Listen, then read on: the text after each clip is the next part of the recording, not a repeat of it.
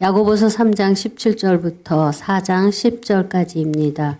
오직 위로부터 난 지혜는 첫째 성결하고 다음에 화평하고 관용하고 양순하며 긍휼과 선한 열매가 가득하고 편견과 거짓이 없나니 화평하게 하는 자들은 화평으로 심어 의의 열매를 거두느니라. 너희 중에 싸움이 어디로부터 다툼이 어디로부터 나느냐? 너희 지체 중에서 싸우는 정욕으로부터 나는 것이 아니냐? 너희는 욕심을 내어도 얻지 못하며 살인하며 시기하여도 능히 취하지 못함으로 다투고 싸우는 도다. 너희가 얻지 못함은 구하지 아니하기 때문이요 구하여도 받지 못함은 정욕으로 쓰려고 잘못 구하기 때문이라. 간음한 여인들아, 세상과 벗된 것이 하나님과 원수됨을 알지 못하느냐? 그런즉 누구든지 세상과 벗이 되고자 하는 자는 스스로 하나님과 원수되는 것이니라. 너희는 하나님이 우리 속에 거하게 하신 성령이 시기하기까지 사모한다 하신 말씀을 헛된 줄로 생각하느냐? 그러나 더욱 큰 은혜를 주시나니 그러므로 일렀으되 하나님이 교만한 자를 물리치시고 겸손한 자에게 은혜를 주신다 하였느니라. 그런즉 너희는 하나님께 복종할지어다. 마귀를 대적하라. 그리하면 너희를 피하리라. 하나님을 가까이 하라. 그리하면 너희를 가까이 하시리라. 죄인들아 손을 깨끗이 하라. 두 마음을 품은 자들아 마음을 성결하게 하라. 슬퍼하며 애통하며 울지어다.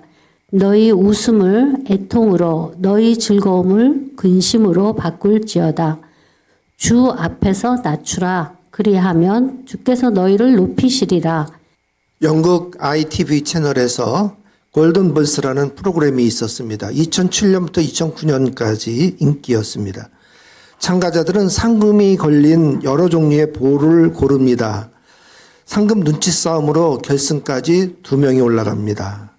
결승에서 두 사람은 각각 2개의 황금볼을 받습니다. 하나는 스플릿, 나눈다는 볼이고 또 하나에는 스틸, 훔친다는 볼입니다. 둘 다 나눈다 볼을 고르면 상금을 똑같이 둘이 나눠 갔습니다. 근데 한 사람이 나눈다 볼을 고르고 한 사람이 훔친다 볼을 고르면 이 상금은 훔친다 볼을 고른 사람이 다 가져갑니다. 그런데 둘 다 훔친다는 볼을 가지면 둘 다 상금은 없습니다. 두 사람은 볼을 선택하기 전에 치열하게 상대를 설득합니다. 우리 똑같이 나눈다 볼을 가지고 상금도 나눠 갖자. 이렇게 설득하죠. 아예 어떤 사람은 나는 처음부터 훔친다 볼을 가질 거다. 그러니까 너도 훔친다 볼을 가져서 둘 다 망할 건지 아니면 그래도 나눈다 볼을 골라가지고 상금을 내가 차지하게 되면 이 상금을 내가 좀 너에게 떼어주겠다. 알아서 해라. 이렇게 회유하는 사람도 있습니다. 시청자들은 두 사람 사이에 벌어지는 이 배신과 회유를 지켜봅니다. 상대를 배신하고 받은 그 상금의 뒷맛이 또 어떨지도 궁금해합니다. 욕심으로 둘 다 몰락하는 걸 지켜보면서 대리 심판하는 쾌감도 느낍니다. 이 프로그램은 죄의 딜레마를 게임 속에 넣었습니다. 상금의 눈모로 다투는 장면이 흥미롭죠. 악마에게 속한 지혜가 어떤 혼란과 악행을 불러오는지 또렷하게 드러납니다. 이게 게임이니까 다행입니다. 국가끼리 욕망의 전쟁을 일으킨다면 얼마나 끔찍하겠습니까? 총 없는 전쟁이라고 하죠. 얼마 전에 미국 대통령 트럼프와 우크라이나 젤렌스키 대통령이 정상회담을 했습니다. 젤렌스키는 3년을 넘긴 이 러시아와의 전쟁에서 미국의 도움이 간절했습니다. 그런데 백악관에서 생중계되는데도 트럼프는 이 젤렌스키를 조롱했습니다. 당신에게는 카드가 없다는 말을 6번이나 반복하며 윽박질렀습니다. 급기야 군복 입은 것까지 트집 잡으면서 백악관에서 쫓아내고 말았습니다. 강대국이라는 힘의 논리로 약소국 대통령을 궁지에 몰았죠. 우크라이나는 전쟁의 상흔 속에서 만신창이입니다. 트럼프는 우크라이나의 지하자원에만 군침을 흘렸습니다. 무조건 전쟁을 그치고 광물을 내놓으라는 거였죠. 급기야 트럼프는 군사지원까지 끊었습니다. 결국 젤렌스키는 항복했습니다. 이대로 휴전하겠고 광물 협정도 도장을 찍겠다고 받아들였습니다. 자기 이익에 매몰된 미국은 지금 세계를 흔들고 있습니다. 파나마 운하를 뺏었죠. 팔레스타인의 가자 지구를 독자 개발하겠다고 나섰습니다. 그린란드를 합병하겠답니다. 관세 폭탄을 터뜨리고 있습니다. 이 트럼프가 얄팍한 계산으로 폭주하고 있어요. 미국의 이익에만 우선하겠다니 이도 저도 파멸할 것입니다. 오늘 본문 4장 1절에서 싸움과 다툼이 어디서 나오는지를 묻고 있습니다. 그런데 이 싸움이라는 단어가 폴레모이, 국가 간의 전쟁을 뜻하는 단어입니다. 이 큰 싸움이 바로 정욕에서 나온다는 거죠. 2절에서 욕심을 내어도 얻지 못한다고 했습니다. 살인하고 시기에도 능히 취할 수 없다고 단언합니다. 싸움으로 얻은 것은 먹어도 체하죠. 시기로 빼앗은 것은 부작용 납니다. 욕망으로 채운 건 가치가 없습니다. 그 끝은 패망입니다. 세상은 이 인간의 욕망 때문에 공평하지 않아요.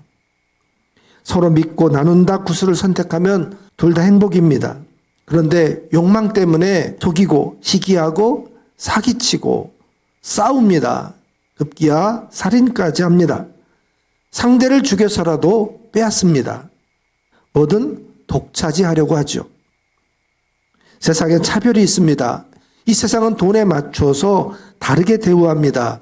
부자는 아주 고급스러운 의식주를 누리죠. 재산의 많고 적음이 그의 인격과 존엄을 나타내지는 않습니다. 재물의 많고 적음에 따라서 이 세상은 신분 계급으로 나뉩니다. 위계의 피라미드가 있는 거죠. 그렇게 되면 이웃은 사라지고 재물에 따라서 지배와 복종의 관계만 남습니다. 비행기를 타면 돈 많이 낸 사람이 그 앞에 넓고 편안한 비즈니스석을 얻습니다. 뒤에는 좁은 이코노미석이죠. 앞에 앉은 사람은 편한 것 외에도 우쭐댐이라는 것을 추가로 얻습니다. 편한 것보다도 이 우쭐댈 수 있어서 비싼 표를 사는 사람들이 많아요. 이게 비행기 중간에도 문이 있어요. 그 문을 이용하면 앞으로 비즈니스 갈 사람은 가고 뒤에 이코노믹 갈 사람은 가면 훨씬 더 빠르고 합리적으로 승객들을 빨리 앉힐 수 있어요. 그런데 비행기는 앞문만 열어둡니다. 왜냐하면 모든 승객이 그 비즈니스석을 통과하면서 거기에 앉은 사람들에게 우쭐댈 수 있는 기회를 주기 위함이죠. 아주 교묘한 상술입니다. 백화점에 가면 VIP 라운지가 있습니다. H백화점 예를 들면 이게 연 3천만 원 이상 고객만 들어가는 방입니다. 거기에 가면 다과를 공짜로 줍니다. 일주일에 한 번 이용할 수 있습니다. 그런데 그 안쪽에 이런 방이 3개가 더 있습니다. 6,500만 원, 그 다음에 1억, 그 다음에 1억 5천만 원 이상 등급으로 나뉩니다. 설국열차 같아요. 물론 방마다 서비스가 다릅니다. 그런데 라운지에 못 들어가는 VIP도 있어요. 이거는 연 500만 원 이상. 이 VIP 고객은 그 라운지에는 못 들어가지만 밖에 있는 카페에서 한 달에 4번 음료 서비스를 받을 수 있고 3시간 무료 주차권을 얻습니다. VIP라는데 왠지 초라해 보이죠? 그러니까 이게 유혹의 상술입니다. 자, 어떠십니까? 더 높은 등급의 VIP가 되셔야죠. 그닥 필요하지 않아도 무리해서라도 구매하세요. 세상 어디에나 돈에 따라 등급으로 자리가 나뉩니다. 저 극장에 가도 또 공연장에 가도 또 어디 운동 경기장에 가도 기차를 타도 회의실에 가도 다 좌석의 등급이 있습니다. 그러나 교회는 그런 게 없습니다. 여러분, 우리 교회는 어디나 R석입니다. 로얄 패밀리석입니다. 예수님이 왕이시니까 우리는 다 로얄 패밀리죠? 야고보는 2절 말씀에서 이 자기 이익에 매몰된 사람이 마지막에 얻지 못하는 이유가 2가지라고 소개합니다. 첫째가 구하지 않기 때문이고 둘째는 잘못 구하기 때문이다. 2절 뒷부분에 보세요. 너희가 얻지 못함은 구하지 아니하기 때문이라. 3절에 구하여도 얻지 못함은 정욕으로 쓰려고 잘못 구하기 때문이라. 하나님께 구하지 않는 이유가 뭘까요? 최소한 염치가 있어서입니다. 차마 하나님께 구하지 못하는 내용이죠. 거룩하신 하나님께 분노와 질투와 음욕과 탐심에서 나오는 요구를 할 수는 없잖아요. 자기도 이게 악하다는 걸 알아요. 그래서 사람들은 그런 거는 귀신에게 가서 빕니다. 귀신하고는 그런 게 잘 통하기 때문이죠.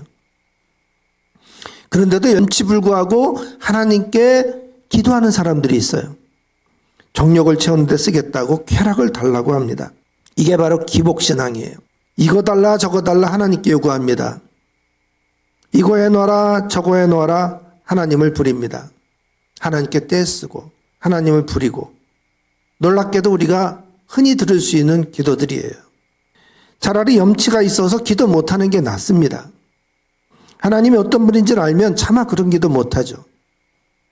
대화를 나눠도 상대방이 누군지를 알고서 합니다. 기도가 하나님과의 대화 시도라면 그러면 자기가 믿는 신이 어떤 분인지를 확인하고 해야죠. 하나님은 개걸스럽게 욕망에 기도하는 거 그거 거절하십니다. 우리가 기도해야 될 게 있어요. 야고보는 그걸 위로부터 오는 지혜라고 말씀합니다. 본문 3장 17절 18절입니다. 오직 위로부터 난 지혜는 첫째 성결하고 다음에 화평하고 관용하고 양순하며 긍휼과 선한 열매가 가득하고 편견과 거짓이 없나니 화평하게 하는 자들은 화평으로 심어 의의 열매를 거두느니라. 자, 세상에 얄팍한 지혜가 있어요. 상대를 후리고 등쳐서 어떻게 하든지 자기 이익을 얻어내려고 하죠. 4절에 세상과 벗된 것이 하나님과 뭐가 된다? 원수가 된다. 결국은 모두 파멸하는 길이죠. 상대를 죽이면요, 그게 다 되돌아옵니다. 이게 세상이 생태학적으로 다 연결되어 있거든요. 반드시 돌아옵니다. 비싼 밥을 나 혼자 먹느냐, 아니면 그냥 평범한 식사를 좋아하는 사람들과 함께 먹느냐. 여러분 같으면 어떤 걸 택하시겠어요? 그러면 어떤 사람은 그래요. 비싼 밥을 좋아하는 사람과 같이 먹으면 되죠? 이렇게 반문합니다. 그런데 그럴 수 없다는 거예요. 인생의 방향이 동시에 두 개일 수는 없습니다. 야고보는 이 비천한 것과 고상한 것을 구별하라고 합니다. 자, 위로부터 오는 지혜는 하나님께로부터 오는 지혜입니다. 이 지혜 없는 게 두 가지인데 바로 편견과 거짓이에요. 이게 없어요. 이걸 걷어내야지 돼요. 그러니까 보니까 이게 성결합니다. 화평합니다. 관용, 양순, 긍휼, 선한 열매를 거두는 거예요. 악마가 주는 지혜, 그 욕망으로는 아무것도 거두지를 못해요. 싸우다가 다 잃어버립니다. 그런데 6절 보세요. 6절에 하나님은 교만한 자를 물리치십니다. 그리고 겸손한 자에게는 은혜를 주세요. 7절에 하나님께 복종하면 되고, 그 다음에 마귀를 대적하라는 거예요. 이 두 가지가 같이 겸할 수가 없어요. 하나님께 복종을 하는 반면에 마귀는 대적해야 돼요. 야고보는 그걸 피 흘리기까지 싸워서 대적하라 그랬어요. 각오하고 대적해야 돼요. 8절에 보세요. 하나님을 가까이 하려면 첫째 손을 씻어야 돼요. 그 다음에 마음을 성결하게 해야 돼요. 두 마음을 품을 수가 없다는 거죠. 거기도 이 둘을 같이 품을 수 없다고 그러잖아요. 그 다음에 9절이 좀 어려운데, 슬퍼하며 애통하며 울라 그랬어요. 웃음을 애통으로 바꾸라는 거죠. 즐거움을 근심으로 바꾸라는 거예요. 이게 뭔 말이냐면 쾌락을 쫓던 그 삶을 회개하라는 뜻입니다. 이대로 내가 욕망을 따라 살면 어떻게 됐는가, 그걸 근심하라는 거예요. 이대로 쭉 가가지고 내가 과연 뭐가 될 거냐 따져보라는 거죠. 중간중간 삶의 맥을 잡고 내가 이대로 쭉 갈 건지 아니면 돌이킬 건지 빨리 판단을 해야 돼요. 그 근심하지 않으면 계속 그 구렁이로 가는 거죠. 10절에 하나님 앞에 나를 낮추면 어떻게 해주신다? 하나님이 높여주신다. 이게 하늘에서 오는 지혜라는 거죠. 어떻게 보면 역설의 지혜입니다.